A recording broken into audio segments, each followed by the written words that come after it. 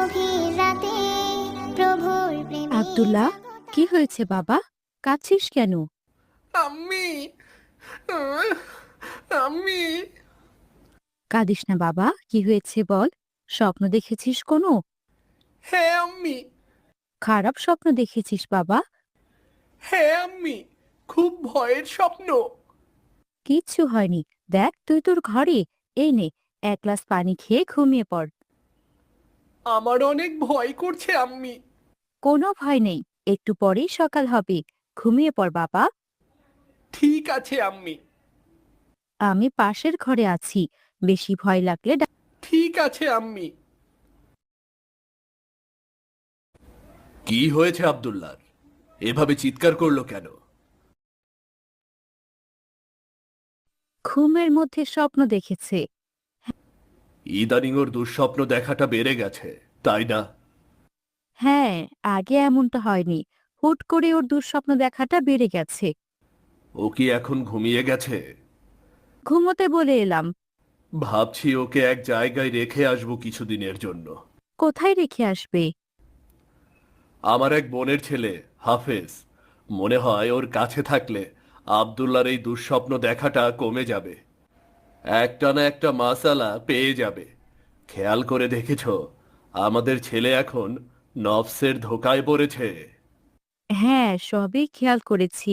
তোমার যদি মনে হয় ওখানে গেলে আব্দুল্লাহ ঠিক হবে, তাহলে কালকেই ওকে রেখে এসো। ঠিক আছে, আমি কাল ওকে নিয়ে গিয়ে রেখে আসব। ঠিক আছে। মিতালি মানুষ হয়ে আসসালামু আলাইকুম আম্মি। মানুষ হয়ে ওয়ালাইকুম আসসালাম। আমায় সকালের খাবার দাও, স্কুলের দেরি হয়ে যাচ্ছে। খাবার দিচ্ছি, কিন্তু তোকে স্কুলে যেতে হবে না আজকে। কেন আম্মি? স্কুলে কেন যাব না? স্কুল তো বন্ধ হয়নি, খোলাই আছে। সব জানি, তোর বাবা আজকে তোকে এক জায়গায় নিয়ে যাবে, তাই স্কুলে যেতে হবে না। বাবা আমায় ঘুরতে নিয়ে যাবে আম্মি? হ্যাঁ, তোকে একজনের বাসায় নিয়ে যাবে। সেখানে তোকে কিছুদিন থাকতে হবে। সেখানে আমায় থাকতে হবে? বাবাও কি সেখানে থাকবে? না, তোর বাবা সেখানে থাকলে কাজ করবে কে? তাহলে আমাকে একা কেন সেখানে রেখে আসবে? আমি কেন সেখানে গিয়ে থাকবো? আমি তো সেই লোককে চিনিও না। তোর বাবা পরিচয় করিয়ে দেবে। কি হয়েছে? কি নিয়ে এত কথা বলছো? বাবা, তুমি আমায় কোথায় নিয়ে যাবে আজকে? তোমার এক ভাইয়ের বাসায়। সেখানে আমায় রেখে আসবে কেন? আমি কেন একজন অপরিচিত লোকের কাছে থাকবো? তোমার ভালোর জন্যই সেখানে রেখে আসব। উনি একজন বড় হাফেজ। ওনার সাথে থাকলে তোমারই ভালো। এখন তাড়াতাড়ি খেয়ে নাও, ট্রেন ধরতে হবে তো। আব্দুল্লাহ ও তার বাবা বেরিয়ে পড়ে। বেশ কয়েক ঘন্টা সফর করে তারা হাফেজের বাসায় পৌঁছায়। আসসালামু আলাইকুম। আমি অনেকক্ষণ ধরে অপেক্ষা করছি আপনাদের জন্য। ওয়ালাইকুম আসসালাম। শুনে ভালো লাগলো বাবা। চলুন তবে বাসার দিকে যাই। তোমাদের গ্রামটা অনেক সুন্দর, মাশাল্লাহ। আল্লাহর সৃষ্টি সবকিছুই সুন্দর। চলুন, আমার বাড়ি খুব কাছেই।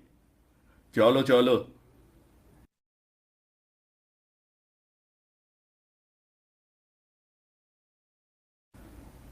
আপনার ছেলেকে আমার কাছে রেখে যাচ্ছেন, এটা সত্যিই অনেক গর্বের বিষয়। আমার কাছে অনেক গর্বের বিষয়। আমি ওকে নিশ্চয়ই ভালো শিক্ষা দেব ইনশাল্লাহ। ইনশাল্লাহ। আমি তাহলে চলি, দেরি করলে ট্রেন ছুটে যাবে। জি আচ্ছা। আব্দুল্লাহ, তুমি ওনার সব কথা শুনবে, কোনো কথা অমান্য করবে না, ঠিক আছে? ঠিক আছে বাবা। আমি চলি। আল্লাহ হাফেজ। আল্লাহ হাফেজ বাবা। পশু পাখি গাছ গাছালি তোমার নামে জেগে করে মিতালি পশু পাখি চলো গাছ আব্দুল্লাহ, গাছালি অজু করে নামাজে যাই। তোমার নামে। আমি তো অনেক ক্লান্ত। এজন্যই তো বেশি বেশি নামাজ পড়তে হবে। নামাজ সকল ক্লান্তি ও পেরেশানি দূর করে দেয়। চলো চলো, নামাজে যাই, আর তারপর কুরআন পড়বো। আচ্ছা ঠিক আছে।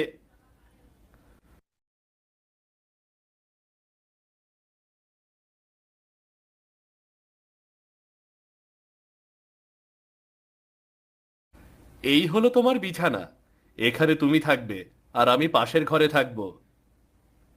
ঠিক আছে। তুমি তাহলে ঘুমিয়ে পড়ো, কাল ফজরের নামাজ একসাথে পড়বো ইনশাল্লাহ। ইনশাল্লাহ। আব্দুল্লাহ ঘুমিয়ে পড়ে। রাত গভীর হতেই আব্দুল্লাহ চিৎকার করে ওঠে। পাশের ঘর থেকে হাফেজ ছুটে আসে। কি হয়েছে তোমার আব্দুল্লাহ, এভাবে চিৎকার করছো কেন? আমি স্বপ্ন দেখেছি। দুঃস্বপ্ন দেখেছো? জি, প্রতি রাতে এমন দুঃস্বপ্ন দেখি আমি। শোয়ার আগে আয়াতুল কুরসি পড়েছো? না তো, আয়াতুল কুরসি তো পড়ি না কোনোদিন। এটাই তো ভুল করেছো। প্রতিদিন রাতে আয়াতুল কুরসি পড়লে রাতে কোনো রকম দুঃস্বপ্ন আসে না। চলো চলো, এক্ষুনি আয়াতুল কুরসি পড়ো, চলো চলো। বিসমিল্লাহির রহমানির রহিম। আব্দুল্লাহ আয়াতুল কুরসি পড়তে থাকে। পড়া শেষ হলে সে আবার ঘুমিয়ে পড়ে। ওয়ালাইকুম হাফেজ সাহেব। ওয়ালাইকুম আসসালাম। কি খবর আব্দুল্লাহ, রাতে আর কোনো দুঃস্বপ্ন দেখেছো? না হাফেজ সাহেব, প্রতিদিন আমি দুঃস্বপ্ন দেখি। রাতে 2-3 বার করে চিৎকার করে উঠি। কাল আয়াতুল কুরসি পড়ার পর আমি আর কোনো দুঃস্বপ্ন দেখিনি। আয়াতুল কুরসি কুরআনের সবচেয়ে উত্তম আয়াত।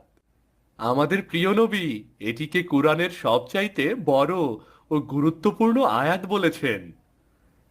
এর আর কোনো ফজিলত নেই? অসংখ্য ফজিলত আছে। হযরত মুহাম্মদ সাল্লাল্লাহু ওয়াসাল্লাম বলেছেন, যে ব্যক্তি প্রত্যেক ফজর সালাদের পর আয়াতুল কুরসি নিয়মিতভাবে পাঠ করে তার জন্য বেহেশতে প্রবেশের পথে একমাত্র অন্তরায় হলো মৃত্যু। বুঝেছো কত ফজিলতের? এই ফজিলতগুলো তো আমার অজানা ছিল। এছাড়া আয়াতুল কুরসি পাঠ করলে শয়তান আর কোনো ক্ষতি করতে পারে না, শয়তানের কাছ থেকে মুক্তি পাওয়া যায়। প্রতিদিন ফরজ সালাতের পর পড়তে হলে আমার তো নিয়মিত সালাত আদায় করতে হবে। অবশ্যই। আমি তাহলে আপনার সাথে নিয়মিত সালাত আদায় করব ইনশাল্লাহ। মাশাল্লাহ। চলো, তোমায় আরো কিছু ফজিলত বলি। আয়াতুল কুরসি পড়লে বিপদ আপদ থেকে রক্ষা পাওয়া যায়, এটি বিপদ দূর করে। তারপর আয়াতুল কুরসি পড়লে একজন মুসলমান আল্লাহর বিশেষ রহমত আর নৈকট্য লাভ করে। আমাদের প্রিয় নবী বলেছেন, যে ব্যক্তি সকাল সন্ধ্যা আয়াতুল কুরসি পড়েন আল্লাহ তাকে শারীরিক ও মানসিক শান্তি দেন। এইভাবেই হাফেজ তাকে একটার পর একটা ফজিলত বলতে থাকে। হাফেজের কথা মতো আব্দুল্লাহ নিয়মিত সালাত আদায় করে আর আয়াতুল কুরসি পড়তে থাকে। এভাবে 2 সপ্তাহ পার হয়ে যায়। মিতালি মানুষ হয়ে আব্দুল্লাহ, তোমরা কেন মানুষ হয়ে বাবা তুমি এসেছো? গভীর ঘুমে আছো? আসসালামু আলাইকুম। ওয়ালাইকুম আসসালাম। বাবা, অনেক দিন তো হলো আব্দুল্লাহকে রেখে যাওয়ার, আজ নিতে এলাম তাই। সমস্যা নেই, ও ভালো শিক্ষা পেয়েছে এ কদিনে। আলহামদুলিল্লাহ। এখনই নিয়ে যেতাম না, কিন্তু গ্রামের অবস্থা ভালো না। কি হয়েছে বাবা? সবার বাড়িতে চুরি হচ্ছে, তোমার মা একা বাসায় থাকে, আমাকেও দেরি করে ফিরতে হয়। হাসছো কেন? আমাদের বাসায় চুরি হবে না বাবা। কেন হবে না? হাফেজ সাহেব বলেছেন আয়াতুল কুরসি পড়লে বিপদ থেকে রক্ষা পাওয়া যায়, এমনকি চুরি থেকেও। আমি, আম্মি আর তুমি মিলে সবাই যদি আয়াতুল কুরসি পড়ি ইনশাল্লাহ চুরি হবে না। বাহ, অনেক কিছু শিখেছো। শুধু তাই নয়, আব্দুল্লাহ 5 ওয়াক্ত নামাজও পড়ে। মাশাল্লাহ। বাবা চলো, তোমায় যেতে যেতে আয়াতুল কুরসির ফজিলত বলবো, সবাইকে বলবো। ইনশাল্লাহ, শুনবো সব। চলো বাবা। আর বাবা, তোমার ওপর অনেক কৃতজ্ঞতা। প্রভু সবই আল্লাহর অশেষ দয়া। আল্লাহ হাফেজ। ঘুম যদি না আসে গভীর রাতে। তবে রে, তোদের এত বড় সাহস! এই আপনি দাঁড়িয়ে থেকে কি দেখছেন? হ্যাঁ, এই যে লাঠি, এই লাঠি দিয়ে ওদের উচিত শিক্ষা দেন। চাচা, আমাদের মারবেন না, আমরা চলে যাচ্ছি। লাগছে চাচা, আমাদের মাফ করুন।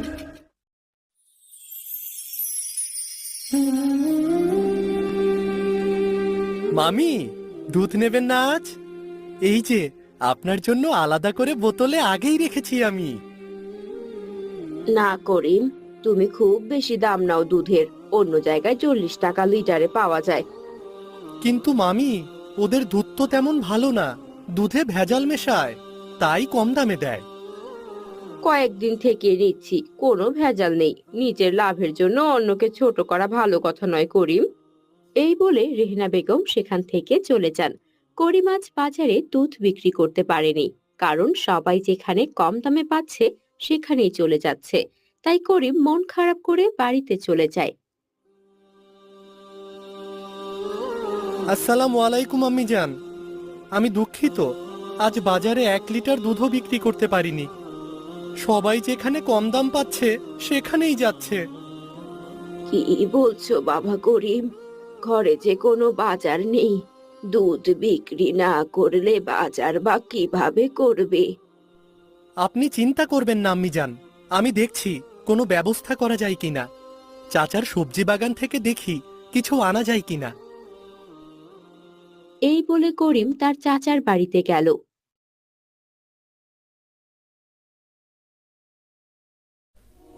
আসসালামু আলাইকুম চাচা যান, আমি একটু সাহায্য চাইতে এসেছি। আসলে আমাদের ঘরে কোনো সবজি নেই, আজ দুধও বিক্রি হয়নি। আপনি কি আপনার সবজি বাগান থেকে কিছু সবজি দেবেন আমাদের? তোদের জন্য কি সবজি নিয়ে বসে আছি নাকি আমি? যা তো, আমার বাগানে কোনো সবজি নেই তোকে দেওয়ার মতো, যা এখান থেকে। চাচা, আমি তো দেখেছি সবজি আছে। আমার মুখে মুখে কথা, একবার বলেছি যখন নেই, তখন তোদের জন্য কোনো সবজি নেই মানে নেই। এসব কথা শুনে করিম মন খারাপ করে তার বাড়ি চলে যায়।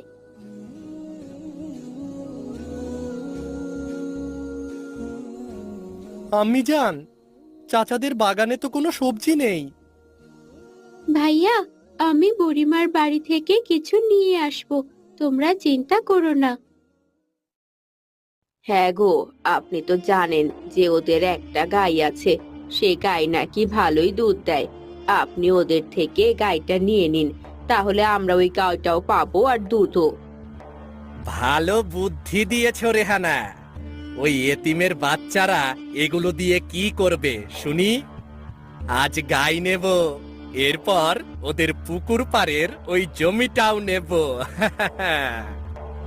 আমি বলি কি, আপনি এখনই ওদের বাড়িতে যান। এরপর করিমের চাচা তাদের বাড়িতে যায়। চাচা, আসসালামু আলাইকুম, কেমন আছেন আপনি? তোরা আর ভালো থাকতে দিচ্ছিস কই? করিম সবজি চাইতে গিয়েছিল, আসলে। না, এসব কিছু না। বলছি, আর কতদিন আমার এই গাই তোমাদের কাছে থাকবে? তোমাদের বাপ মরার পর থেকে এই গাই আমি তোমাদের দিয়ে রেখেছিলাম। আর না, এইবার আমার গাই আমাকে ফিরিয়ে দাও। চাচা, আপনি মিথ্যা বলছেন কেন? এটা তো আমার গাই। আব্বু মারা যাওয়ার আগে এই গাইটা আমাকে দিয়ে গিয়েছিলেন, আর আপনি বলছেন এই গরু আপনার? এই বলে করিমের চাচা জোর করে গোয়ালঘর থেকে সেই গাইটা নিয়ে যায়। ওরা অনেকবার বোঝানোর চেষ্টা করলেও করিমের চাচা কোনো কথাই শোনে না। আমি জান, এবার আমরা কি করব? আমাদের এত আদরের গাইটাও যে নিয়ে গেল। আম্মি জান, এটাই তো আমাদের উপার্জনের শেষ সম্বল ছিল। আল্লাহ জানে এবার আমাদের কি হবে। উনি জোর করে আমাদের হকের জিনিসটা নিয়ে গেলেন, আল্লাহ তাকে এর শাস্তি দেবেন।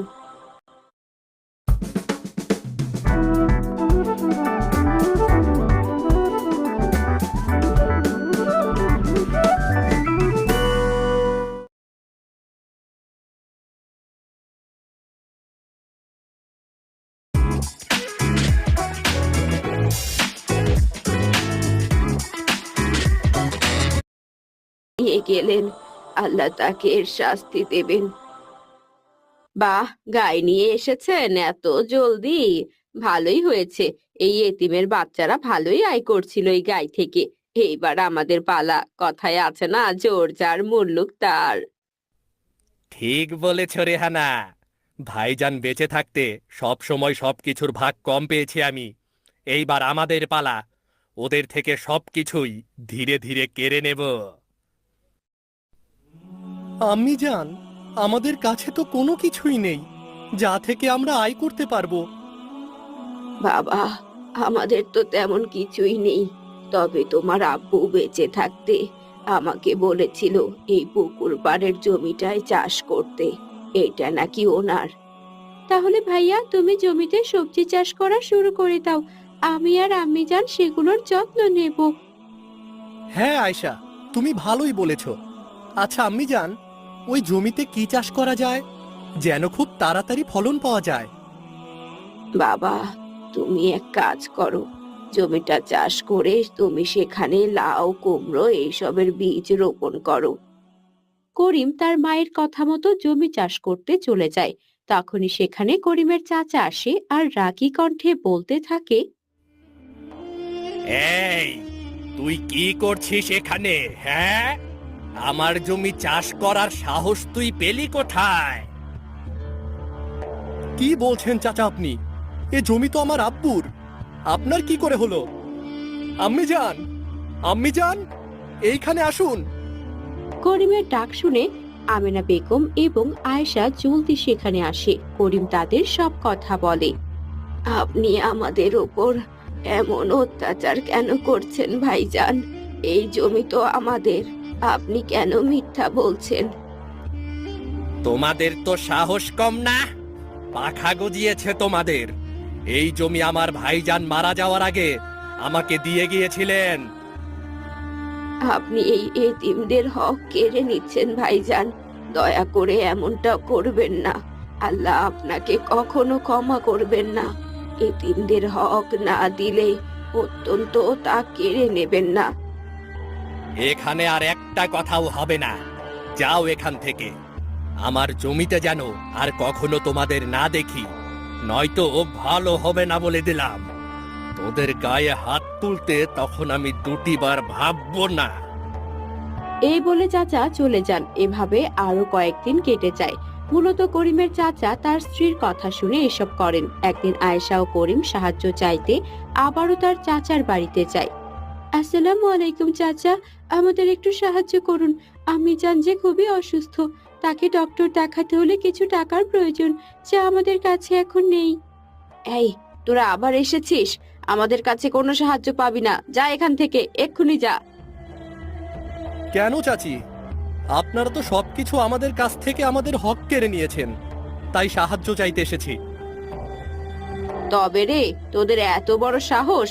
এই, আপনি দাঁড়িয়ে থেকে কি দেখছেন? হ্যাঁ, এই যে লাঠি, এই লাঠি দিয়ে ওদের উচিত শিক্ষা দেন।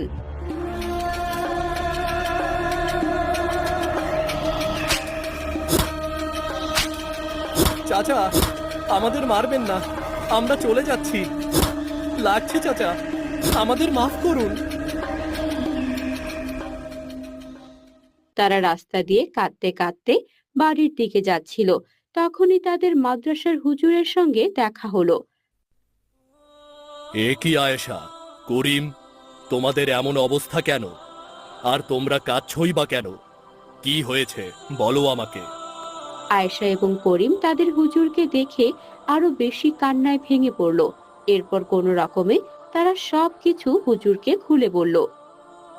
কি, তোমাদের চাচা তোমাদের সাথে এমনটা করেছে? তবে ওকে ওর শাস্তি পেতেই হবে। চলো আমার সাথে। এরপর হুজুর আয়েশা এবং করিমকে সাথে নিয়ে পুলিশ স্টেশনে যায় এবং একজন পুলিশ কনস্টেবল নিয়ে তাদের চাচার বাড়িতে যায়। এই যে স্যার, এই হলো অপরাধী। ওরা সব সময় এই দুই এতিমের ওপর অত্যাচার করে। আপনি একে ধরুন। না না স্যার, আমাকে ক্ষমা করুন। আসলে আমি আমার স্ত্রীর উস্কানিমূলক কথাতে ওদের ওপর এমনটা করেছি। আমাকে ক্ষমা করুন। না স্যার, আর কোনো কথা নয়। আপনি ওকে এক্ষুনি ধরে নিয়ে যান, ওর উচিত শাস্তি হওয়া দরকার। এরপর পুলিশ আর কোনো কথা না শুনে করিমের চাচাকে থানায় ধরে নিয়ে যায়। আর হুজুর করিম এবং আয়েশাকে তাদের আগের পাওনা সবকিছু বুঝিয়ে দিয়ে দেয়।